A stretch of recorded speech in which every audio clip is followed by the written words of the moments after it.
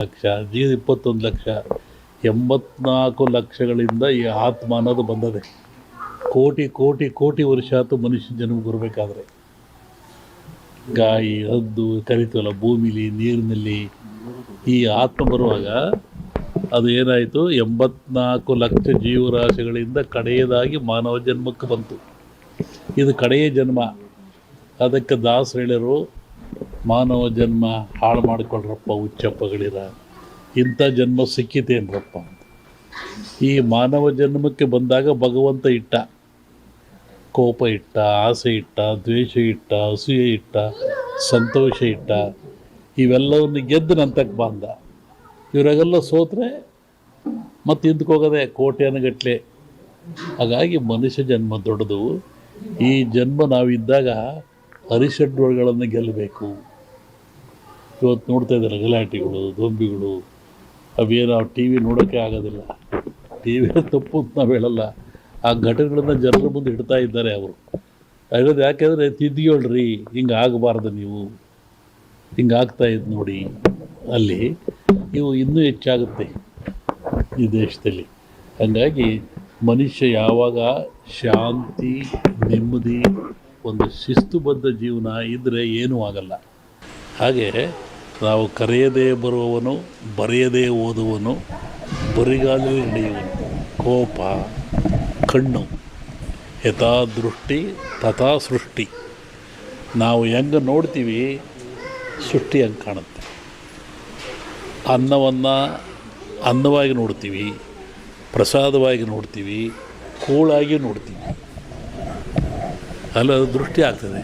ಹಾಗೆ ಒಂದು ಹೆಣ್ಣನ್ನು ನೋಡಿದರೆ ಪ್ರಕೃತಿ, ಮಾತೆ, ತಾಯಿ, ಮಾಯೆ, ವಿಕೃತಿ.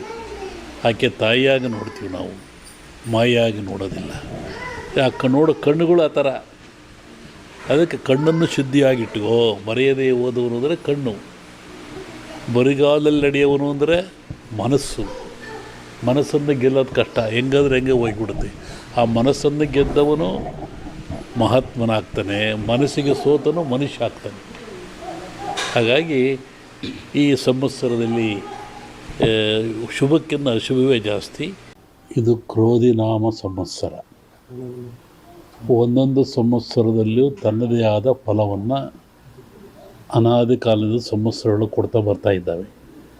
ಈಗ ಈ ಸಾರಿ ಇರುವಂಥದ್ದು ಕ್ರೋಧಿ ನಾಮ ಸಂವತ್ಸರ. ಈ ಹೆಸರಿನಲ್ಲೇ ಇದೆ ಕ್ರೋಧ, ದ್ವೇಷ, ಅಸೂಯೆ, ಮತ್ಸರ.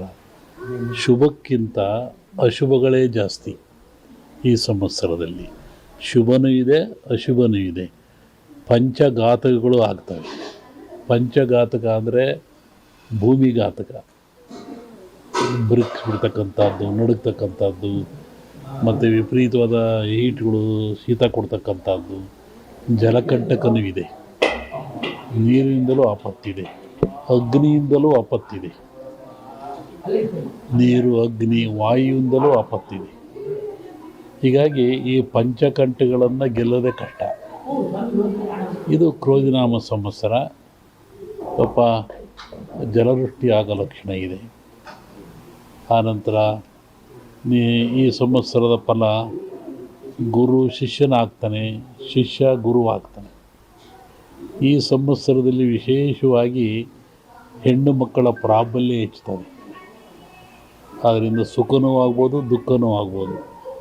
ನಾನೀಗ ಒಂದು 2-3 ತಿಂಗಳು ಹೇಳಿದ್ದೆ,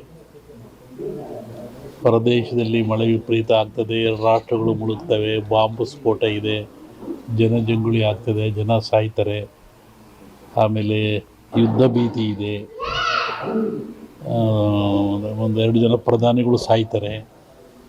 ವಸತಿಯೆಲ್ಲ ಹೇಳಿದ್ದಲ್ಲ, ಅದೆಲ್ಲ ನಡೆದೋಯ್ತಲ್ಲ ಅಲ್ಲಿ, ಅದು ಇನ್ನೂ ಮುಂದುವರಿತದೆ ಅದರಲ್ಲಿ. ಹೀಗಾಗಿ